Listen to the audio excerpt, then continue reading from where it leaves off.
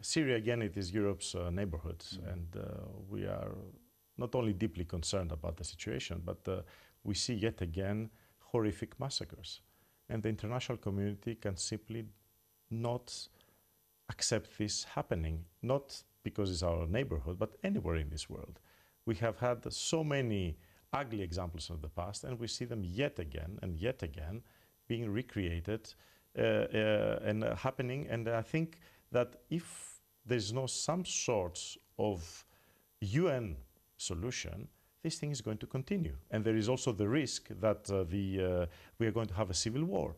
And I think the international community needs to really urgently address that. You are very well aware that there are a lot of reluctance, especially expressed by Russia and by China, to engage at the UN. But I think those nations also have to understand that we cannot allow civilian war and civilian deaths and innocent people dying relentlessly, day by day.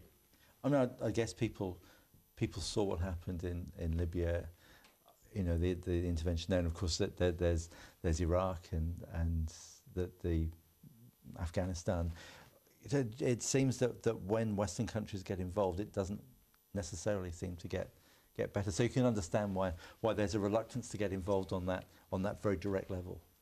Well, Afghanistan and Iraq, it's more complex and yes. And there are older stories, but Libya, I wouldn't say that it was badly managed.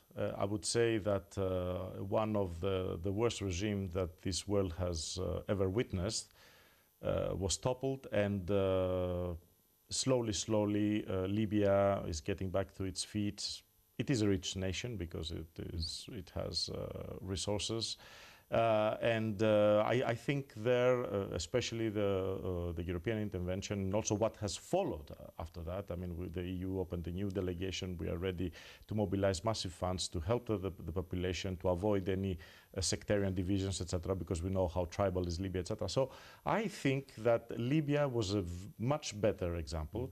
There are no, to massacres and to this kind of regime, there are no easy solutions out. And I think that also the EU, because you talk about the military, some sort of military intervention, this is the least, this is not the priority we would like really to address. But in order to address that, it has to have a United Nations and a very strong message to Syria, which at this moment, because especially of Russia and China not really willing to address this issue, allows still the regime to feel that it has still quite a lot of maneuver. But we see the massacres are happening, and the international community has to intervene.